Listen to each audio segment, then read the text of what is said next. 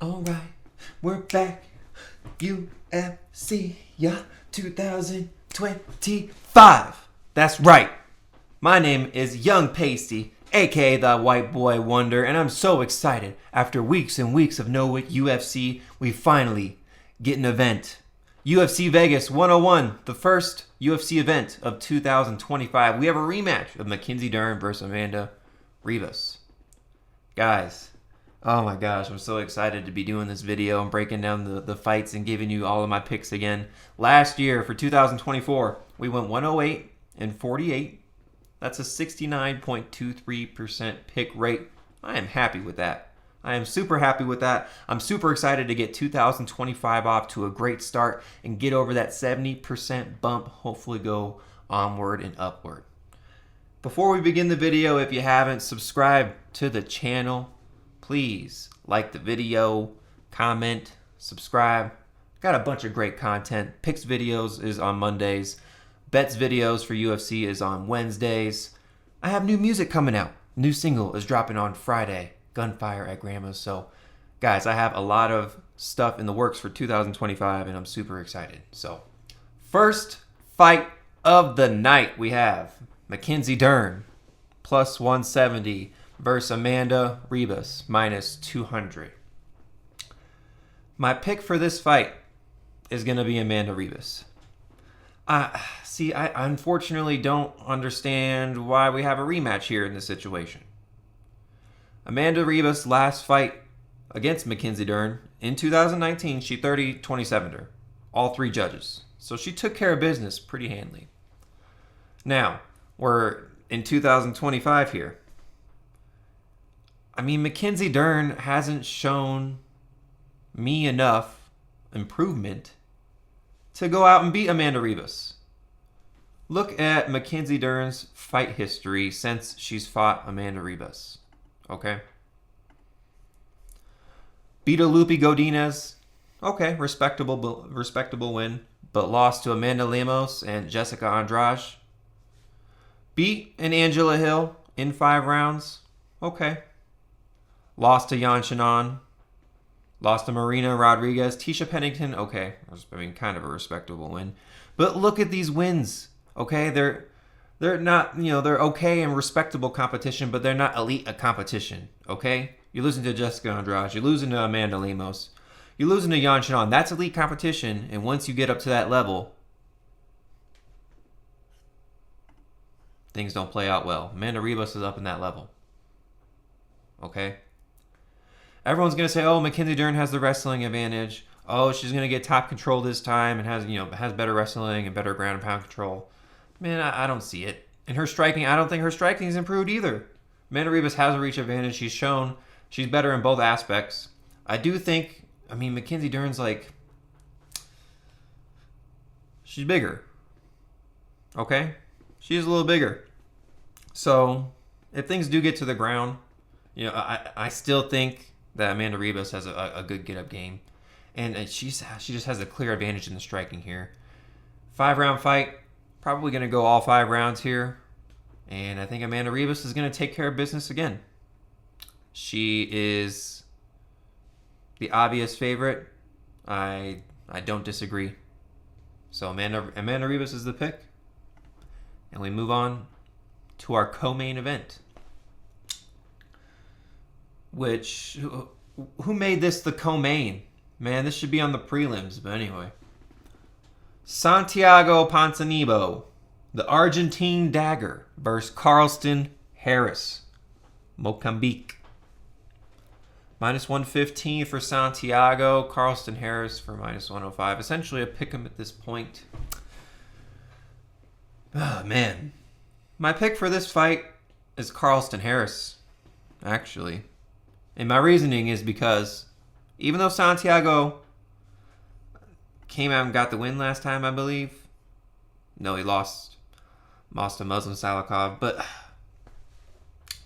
man, if you replay that fight, man, he got so dang tired. He got so dang tired in that 3rd round. And that's why I ended up going to a split decision. That's why he lost, because he just gassed out at the end. He looked good in the 1st round, but it's just like he declines from there. Carlston Harris has at least a gas tank. I think he has better striking than Santiago. Now, if Ponzinibbio is able to get Carlston to the ground and get top control, I think he has better wrestling than Carlston.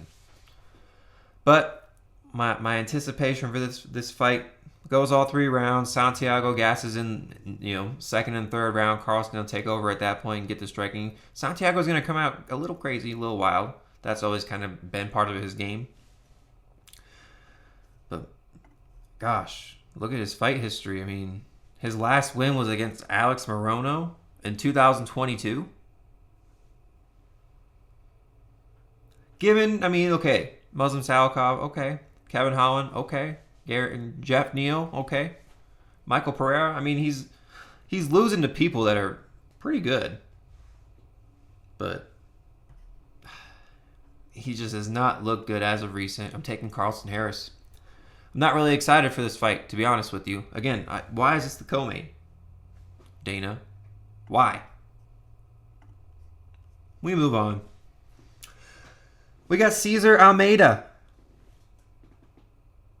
Cessna versus Abdul Razak Alhassan. Minus 310 for Cesar, plus 245 for Abdul. I'm going with Cesar Almeida in this fight. The only reason he lost that last fight is because he can't wrestle for shit. And do we really think Abdul Razak Alhassan is going to take the same approach that Roman Kopylov did in the last fight versus Cesar? A super wrestling heavy approach and just boring top control with strikes here and there? I don't think so. I think Cesar knows if he gets taken down, that's it. But man, he has such power in his hands. I think he's a much better striker than Abdul. And when Cesar and Roman were up against each other, Cesar was teeing him up, bro. It was obvious that he had the clear striking advantage. And now you're going to throw him up against a 39-year-old Abdul, who was supposed to fight, I believe, recently. And that fight didn't end up going out, I believe. Anyway, Cesar's the pick. Cesar's the obvious pick here. Give me the Brazilian kickboxer who's got a heavy hand, great leg kicks. Hopefully he's worked on his takedown defense. I'm sure Abdul may try and shoot a couple, but hey, man. Cesar Almeida. Those hands are heavy. We move on to the next fight. And look, I think this is the fight of the night here, guys. This is a good one. We have Chris Curtis, Action Man, versus Roman Kopylov. Plus 220 for Chris Curtis, minus 270 for Roman Kopylov. To me, these odds are crazy. My pick for the fight is going to be Action Man. Give me Chris Curtis. A plus 220 underdog. Y'all are giving this man disrespect. Okay? Why is Roman Kopylov almost a 3-1 favorite? That is crazy to me. As I was saying in the last fight with Cesar Almeida, the only reason that he won that fight is because Cesar Almeida can't wrestle for shit. And Chris Curtis has a much better takedown defense than Roman Kopylov. And look, do we really think Roman Kopylov's going to take the same approach he did in the last fight with Cesar Almeida? That super wrestling heavy approach? Probably not. He's going to sit there and strike with him. That's what he likes to do. And in my opinion, Chris Curtis is the much better striker than Roman Kopylov. Chris Curtis got a chin too, okay? He'll take one to give one. I think him and Sean Strickland have rekindled their friendship. I don't know if they're necessarily training together, but I'm glad to see them, back in good spirits. If they're training together, even better. I gotta go over and check out Chris Curtis IG or something. See if he's training with Sean at this point, because Sean's a good person to spar with, and someone that's nice to have on your side. May even be in the corner. You never know if they've gotten that far. They used to be. But man, Chris Curtis is the much better striker in my opinion. This is going to be a fist fight. I don't see Roman shooting takedowns. If he does, they're going to get stuffed by Chris Curtis. And Chris Curtis is gritty, man. Action Man is gritty. He might even shoot. He's not going to shoot takedowns. What am I saying? Clinch work on the cage, right? So attempted takedowns by Roman. He'll flip him into clinch control, push back off. He's the much better striker, much more experience. Man, give me Chris Curtis all day. Crazy, he's an underdog. Plus 220. Wow. We move on to the next fight. And, man, I just don't understand these lines, but hopefully I won't be fooled. This fight here, C-Rod, Christian Rodriguez versus Austin Bashi. Plus 215 for Christian Rodriguez, minus 265 for Austin Bashi. Man, my pick for the fight, again, we're going with another underdog. Christian Rodriguez. Give me C-Rod. This is wild to me. We're going to write off Christian Rodriguez because he lost to a crafty vet in Julian Erosa. But before that was on a, 3-4 fight win streak? Against notable competition? Come on now. Isaac Dolgarian? Simon? Raul Rosas Jr.? This is good competition that he's going up against. Now he's an underdog versus an undefeated up-and-coming Austin Bashi off the Contender Series. And look. Okay, he looked good in the Contender Series. Right? Gets a second-round sub. And that's why I think people and books are giving him the advantage here, because C-Rod got subbed by Julian Erosa last time. Right? But C-Rod has gone up against elite wrestlers. Isaac Dolgarian, Raul Rosas Jr. You're going to tell me that those are not elite wrestlers? And he won both of those bouts. Right? Now you're feeding him to some up-and-coming prospect, 23 years old, first official fight in the UFC. I am not picking the up-and-coming prospect. Give me the guy who's been in the UFC, beat notable competition. He's going to put this guy away. Fraud check, incoming. Put my stamp on it. Put my stamp on it. Give me Christian Rodriguez. We move on to the next fight. We have Punahele Soriano, a.k.a. Puna, versus Uros Medic, the Doctor. Man, with a nickname like that, give me the Doctor. Uros Medic. Now, the nickname's not the only reason, but Uros Medic is the pick for this fight. Crazy to me that he's only a minus 200 favorite, and a lot of people are actually saying Puna's a good underdog. I think that's a bad idea. I don't recommend betting on Puna at all. Okay, he's come down to a different weight class and has fought different competition, but look at his competition. Beza? You lost to Dustin Stolfus? Come on now. You lost to Roman Kopylov? Come on now. Your wins are not notable competition at all. My boy Uros Medic over here. Fight history. Beat Tim Means. He beat the Dirty Bird. Whatever. Got subbed by Oralbai. Okay, Oralbai's a dog. I'm not going to kind of knock him for that. Beat a Semmelsberger. Beat him... Omar Morales, subbed by crafty Jalen Turner. Obviously, wrestling and getting subbed is his weakness, but I don't think Puna's going to take that route. This is going to be a striking match. I think Uros Medic is going to try and make this boring. He's going to try and make this boring. Clinch work on the fence. Takedowns. Boring pitter-patter. Puna, dude, look at his face, man. It's just so hittable. His face is just so dang hittable. Uros Medic is going to take those hits, lead them to takedowns, do boring pitter-patter on the ground. Give me Uros Medic by decision. And we move on to the prelims of the card. If you haven't already, subscribe to the channel, like my video, comment, subscribe, share, do all that stuff. Thank you. We have Jose Johnson. Zachawiris.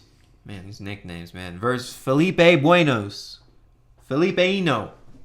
Minus 185 for Jose Johnson, plus 155 for Felipe. Give me Jose Johnson. Jose Johnson is the pick here. That height advantage is crazy. He's 6 foot versus 5'7", first off, in flyweight, which is nuts.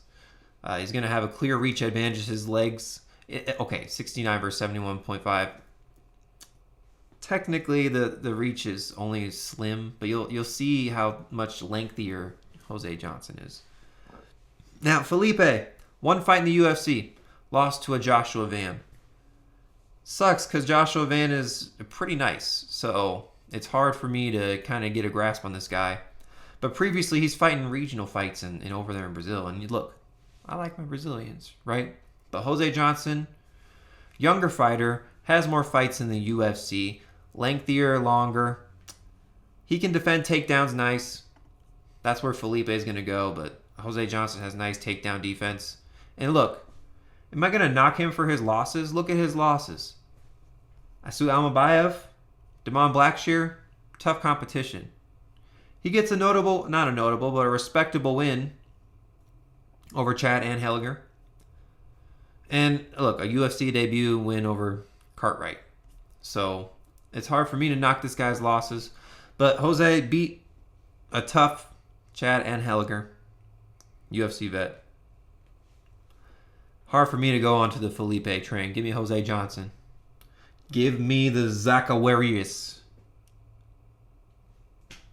Sure, Jose Martinez is going to be doing the whole, announcing on this fight. Not announcing, but, the ring man.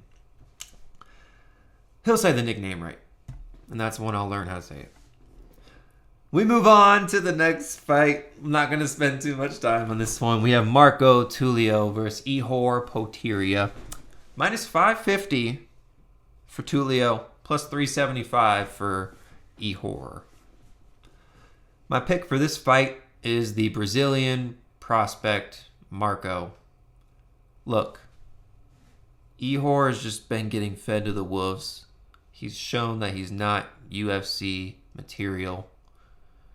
Now he's going up against Dana White Contender Series prospects. Actually, Tulio's older than Ihor.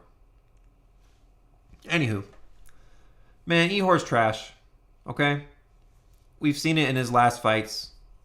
He's just looked awful. Lost to Cesar. Lost to Michael Pereira. Lost to Carlos Olberg. Lost to Bellato.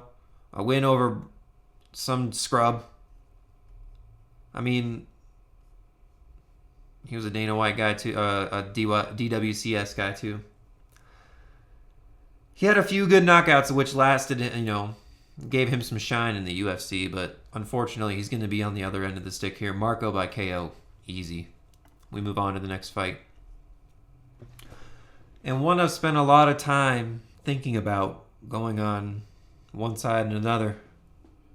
We have Thiago Moises versus Trey Ogden. Trey Ogden, the Samurai.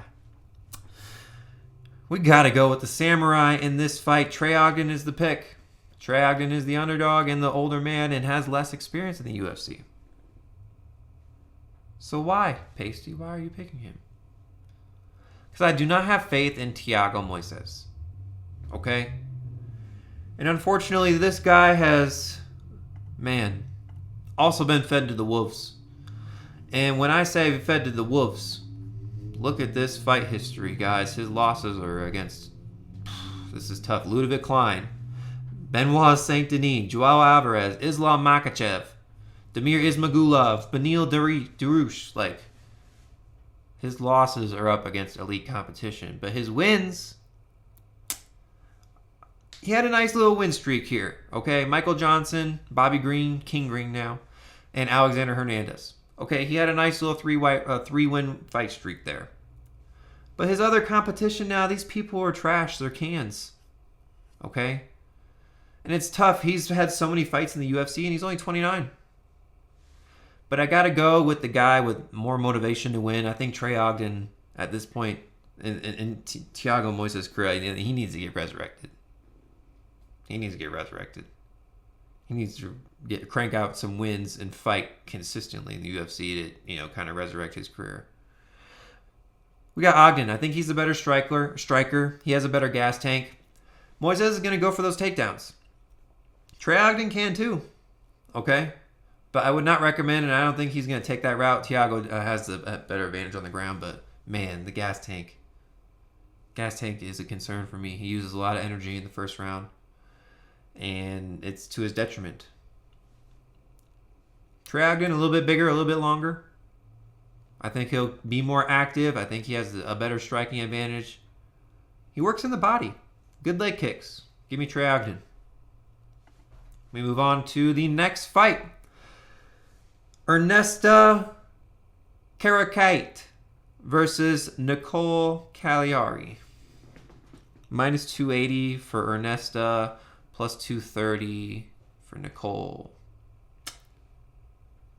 I picked the heavy-handed, that's her nickname, Ernesta Kareckaite.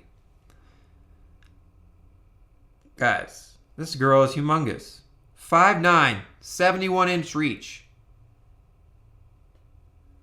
I mean, unless Nicolle is she's from Brazil.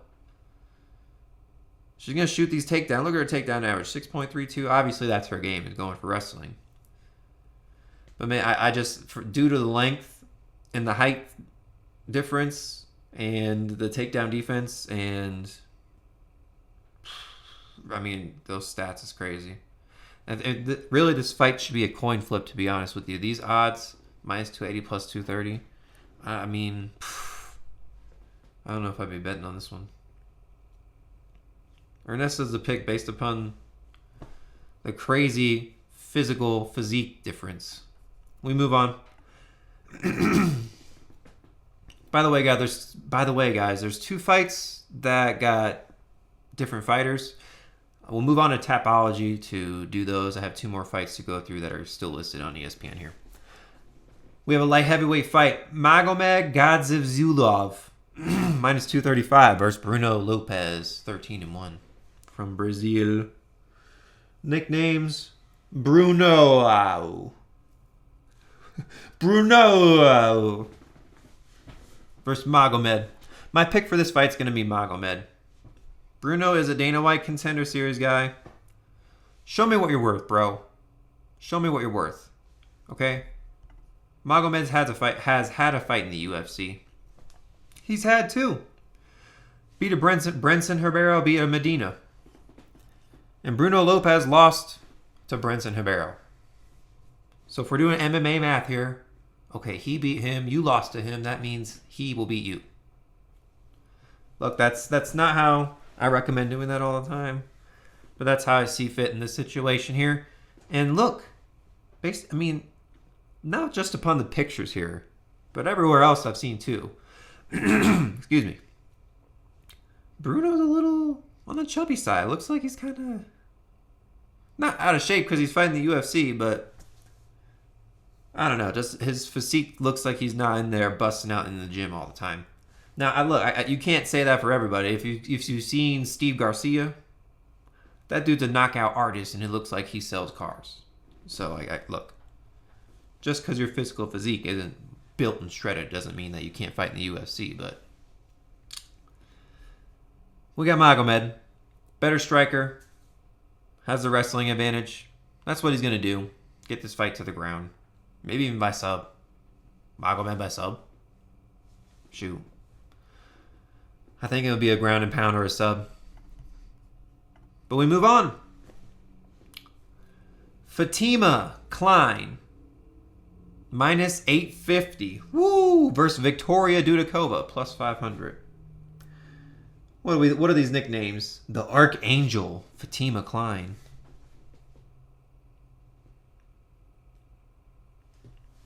These odds are nuts.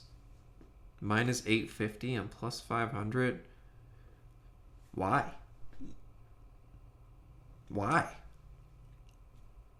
That's what I ask. We'll look at fight history. Fatima Klein, some super crazy prospect. First fight in the UFC. Loses handily to Jasmine Jasudavicius. Good competition, but got fucked up. And you were the heavy favorite in that fight, I believe. Victoria. 2 wins in the UFC. Loses a split to Sam Hughes, which arguably I think she won. Now, if people think Fatima just has like some super wrestling advantage on Dudakova, I mean, look, Dudakova has a BJJ belt too. All right? It's crazy to me that she's a minus 850 favorite in this situation here. Dude, I got to go with Dudakova. I'm going with the heavy underdog. If you want to look at me crazy, fine. Look at me crazy. Call me Michael Myers. I don't care. Okay? Dudakova has a live chance to win in this fight. Okay? Her striking is nice. She is a little bit bigger in the ring. I think she'll be bigger than Fatima Klein. It says 5'6" on Fatima's side, but Victoria is pretty big in regards to, ring size and her opponent here.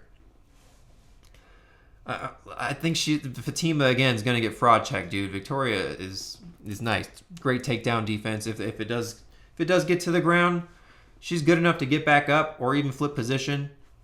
Has a better striking advantage. Give me Victoria Dudakova. Give me Victoria Dudakova, the plus 500 underdog. That's crazy. If I'm wrong, I'm wrong, and everyone can call me crazy, but it's just. You're about to get fraud checked again, Fatima. If Fatima Klein went up against Sam Hughes, I think she would lose to her too. So, give me Dudakova all day. All right, guys, we're going to move over to Tapology for two fights that got different opponents here. The first one, which is going to be the first fight of the night. We have Joe Selecki versus Narulo Aliyev, the Tajik Eagle. Odds on the fight, minus 500 I saw for Aliyev, plus 350 for Joe Selecki. Tajik, one win in the UFC against Rafael Alves. Good tough fight. Older opponent, but got the job done. He had a lot of fighting experience, this Rafael Alves. A Dana White Contender Series knockout. Now, I'll give it to him. His fight history, I mean, he's not very active, to be honest with you. He's fighting like once a year. Look at this. 5 years, 4 years, 3 years, 2 years, 1 year. He's fighting like once a year. So I'm not impressed with the amount of fights that he's putting out, but he's putting out wins. Right? Joe Selecki has not looked great. Narulo Aliyev has a clear wrestling advantage in the situation. That's what his game is. That's what he's going to go to. He literally, I mean, his striking's okay. But his game is wrestling. Now, Joe Selecki's crafty, okay? I'll give it to him. I believe he has a couple subs in his pocket. Look at this. He has a couple subs in the UFC. But his losses are... He's looked bad. He's looked bad in his losses. He's going to look even more bad up against this prospect, Narulo. He's going to once again get the win. He's going to improve that 9-0 to 10-0. Narulo all day. We have one more fight. One I'm kind of excited about. We got Preston Parsons versus Jacoby Smith. Odds on this fight, Preston... I think I saw like plus 250, somewhere around there. Jacoby was like minus 350, minus 300 favorite, something like that. Don't quote me on the odds. Jacoby Smith is a Dana White guy. Just got a win about 3 months ago. Parsons been in the UFC. He's on a loss. I mean, if he's going by his little streak here, he's bound to win, right? But that's not my pick in this fight, man. Preston, Parsons. Unfortunately, I'm going to have to go with Jacoby Smith in this fight. Jacoby Smith is a great wrestler. He's very athletic. He's very physical. I think Preston's going to have a tough time with that. Jacoby's going to close the distance very quickly. His game is wrestling. He's trying to get this ish to the ground, and he's trying to do ground and pound. Man, he looked great in his Dana White Contender Series fight and his other fights in the regional scenes there. And it's tough because, look, you lost to Oban Elliott. That's a respectable and up-and-coming guy who's looked great. You won against Semmelsberger. Okay, respectable competition. Lost to Trevin Giles. Lost to Daniel Rodriguez. I don't like that. That was 3 years ago. D-Rod is not the best, and you're supposed to be the younger fighter, and that's, I mean, look, come on. That turns me off even more, losing to D-Rod, man. Give me Jacoby Smith all day by ground and pound. TKO, second round. All day. All freaking day. All right, well, look at that, guys. That's the end of the picks video. If you made it this far, thank you. I appreciate your support. Again, subscribe to the channel, like the video, throw a comment down there. Share the video to your friends and family if you can. The bets video drops on Wednesday. And I, Young Pasty, have a brand new single dropping on Friday, Gunfire at Grandma's. Check it out. It'll be on YouTube and all streaming platforms. 2025 is going to be lit. Super excited to bring you everything I have in store for you. Let's get this cash, guys.